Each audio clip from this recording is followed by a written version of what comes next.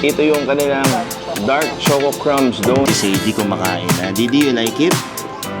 Sarap.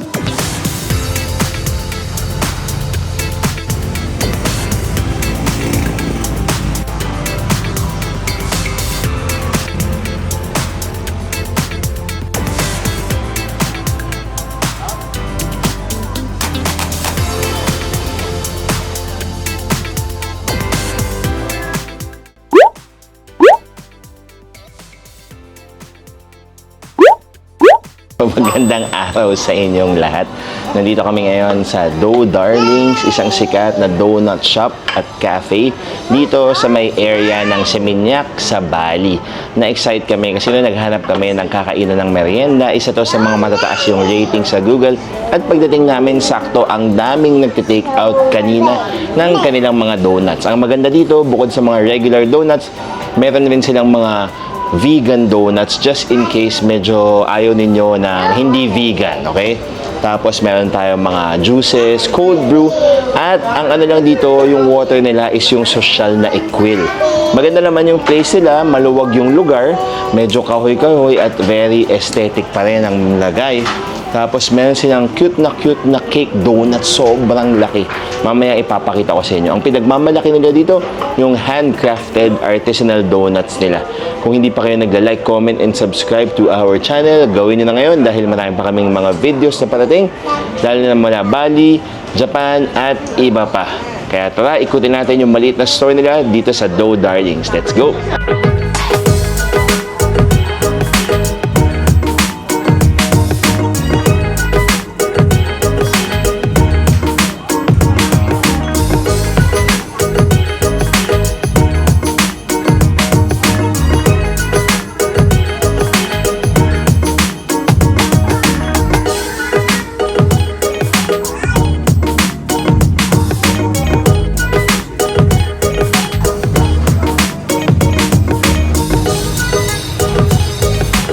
Ito yung pangalan ng shop na ito, Dough Darlings.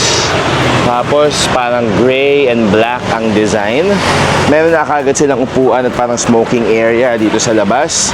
Mga pang 8 katao din siguro. Tapos pasok na tayo. Ito yung kanilang shop.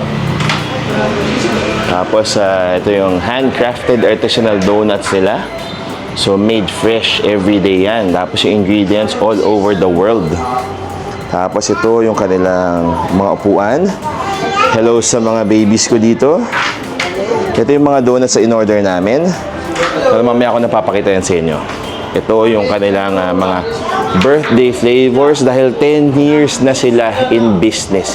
Hindi naman siguro tatagal to kung hindi sila talaga masarap gumawa ng mga donuts. So yan yung mga offerings sila. Yung price range mga nasa 40 to 50,000 rupiah yan. So ito naman yung mga ibang donuts nila. Meron silang blueberry lime, chocolate peanut butter, old-fashioned donut banana, strawberry, lemon. Tapos ito yung mga vegan donuts nila mga ka-eats. So dito medyo mas mura siya kaysa sa mga birthday donuts, mga 20,000+ rupiah. Ito yung mga in-order namin. Sabi ni Kuya, mga best sellers na nila, 35 to 40,000 rupiah. Ito yung mga birthday donuts. Tapos ito yung kanilang iba pang mga donuts. Meron din silang tinatawag na bubble donuts, yung mukhang munchkin na gluten-free. Tapos ito yung mga drink offerings nila. Hello pa. Tapos ito yung napakalaking cake donut. Grabe ang laki. Kung birthday nyo or sobrang kaya nyong kainin yan or good for sharing, aba, bigyan nyo yan. Bigyan nyo sa friends nyo.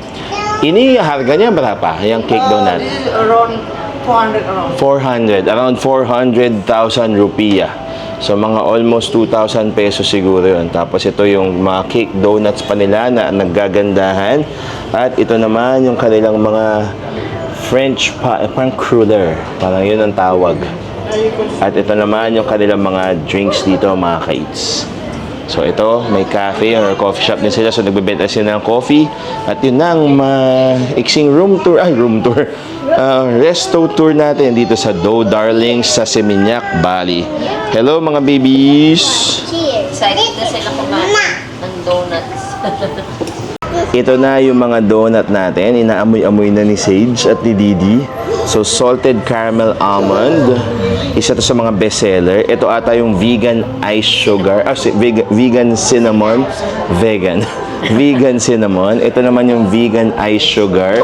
Ito yung kanilang White choco speculoos. white choco speculoos. Una, kala ko bacon. Tapos, ito yung ating cold brew. Dalawa kami. Isa kami ni Bianca. Ito yung kanilang Dark choco crumbs. dark choco crumbs. At yung kanilang Triple Belgian chocolate. triple Belgian chocolate. Mabango ba, Sage? Yeah. Is it bango? Yeah.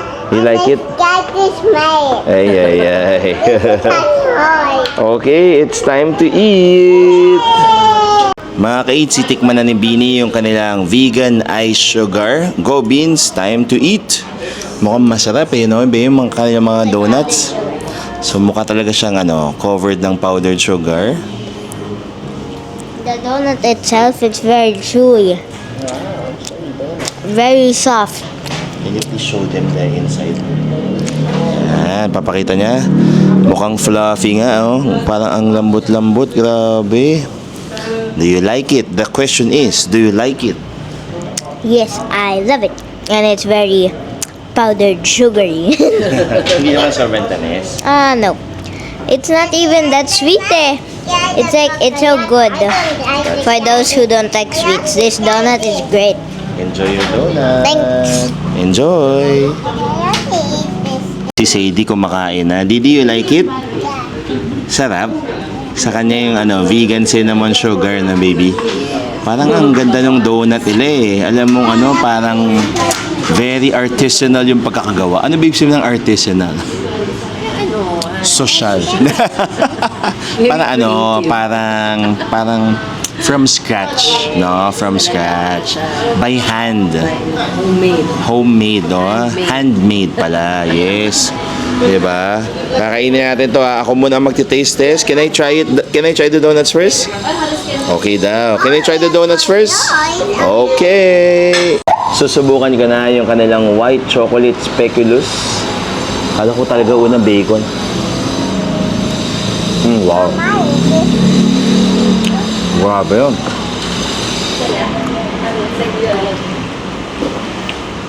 This is not real. Ang ganda ng tuna.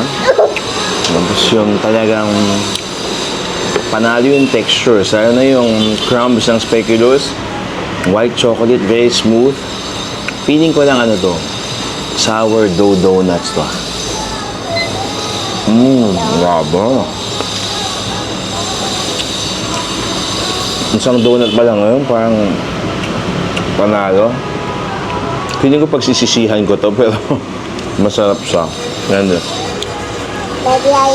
Isang donut pa lang, feeling ko must try talaga dito sa Dough Darlings.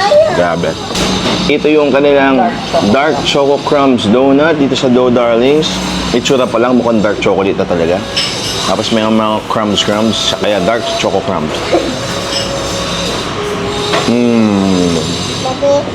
Grabe, sobrang consistent ng donut niya. My favorite dito comment, hindi siya ganun katamis. May konting bitterness pa. Pero masarap. Grabe. Legit na masarap na chocolate frosted donut. Hello sa inyong lahat. Ayos ba? Hello. No. Sarap. Ito na yung kanilang triple Belgian chocolate. Hello. Dito sa Dough Darlings. Grabe. Ang parang siyang borderline light na na QQ, tapos airy pa rin, hindi siya dense, pero parang nakakabusog siya na pag naubos ng isang donut. Wow.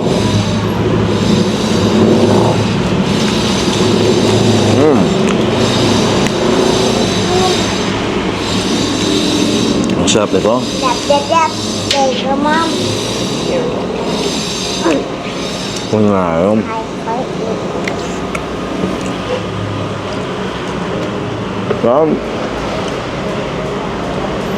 Yung donut pa lang talaga, okay na yan. Mas yung tipong kahit anong ilagay nila, hindi ko masarap siya. Baka sabihin nyo biased ako or ano, pero masarap siya.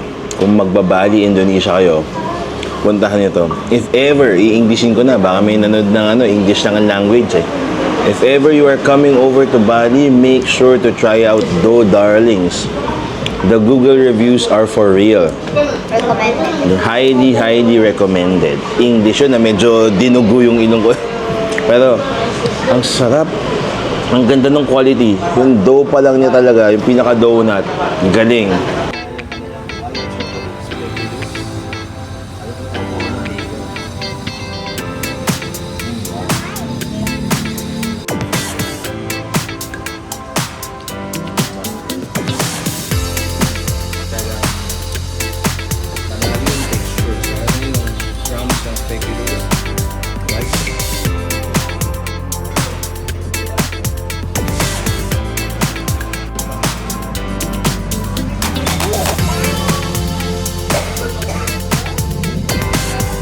Ito yung salted caramel crumbs. Almond. Yung pala. Salted caramel almond donut.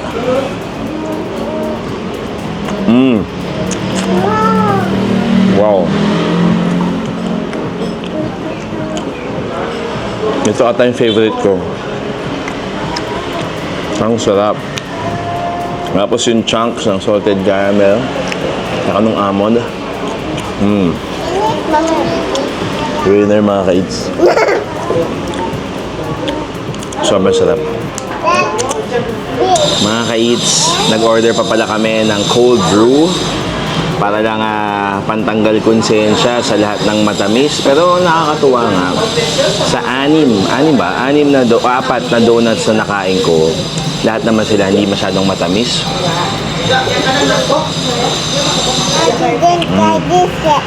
Wow, yung cold brew nila, more on the sour side.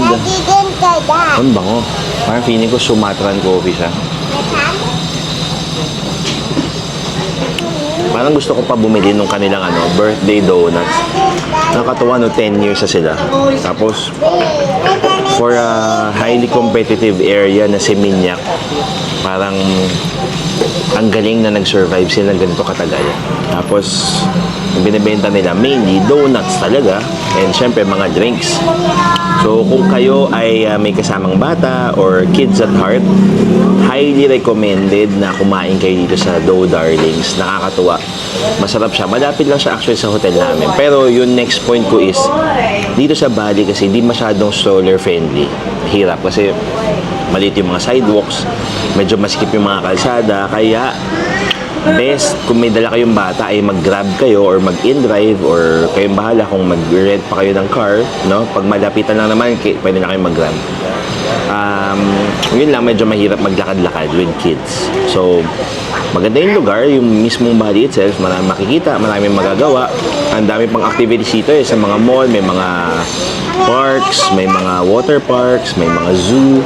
Pero, kung gusto nyo yung naglalakad-lakad with your kids, ay hindi namin siya marirecommend. Pero, kung kayo ay hindi naman maarte na mag-commute, mag-grab, ganyan, mag-rent ng car, marami kayong magagawa at mapupuntahan dito, which is ikatutuwa ninyo at ng inyong mga kids. Kasi, sobrang foodie island din to. Ang daming masarap kainin, masarap kainan at magandang puntahan dito sa Bali. Hindi kami mapapahiya dito. At maganda pala mga ka-eats, no? Meron pala kaming ibabalita na syempre by this time pag napanood nyo siguro nakita nyo na rin, pero meron na rin kaming Agoda Activities Code. So imbis na Eats Agoda for the hotels, Agoda Eats naman ang pwede nyong gamitin sa inyong Agoda activities. Okay? Sa Klook, Eats Klook for everything, Agoda Eats for the activities, at Eats Agoda naman for the hotels. Nakakatuwa na may mga ganun tayo, and maraming salamat sa inyong mga sumusuporta sa aming channel, sa panonood, sa paggamit ng codes, at patuloy tayong magta-travel, gagala at kakain, syempre para mas marami kaming ma-share sa inyo na value at kaalaman na related sa mga pagkain at sa pagta-travel. Kaya maraming salamat talaga sa lahat ng sumusuporta sa aming channel at sa aming pamilya. Talagang hindi kami magsasawang isama kayo sa aming mga adventure, sa aming mga biyahe. Sobrang thank you. Kaya Kung hindi pa kayo nakaka-subscribe, kung bago kayo sa aming channel, make sure to like, comment, and subscribe to our channel para naman masubaybayan ninyo yung mga biyahe namin at yung mga ginagawa namin, mga ka-eats. Pati na rin yung mga aming social media accounts. Maraming salamat sa panonood, mga ka-eats. Until next time. Bye!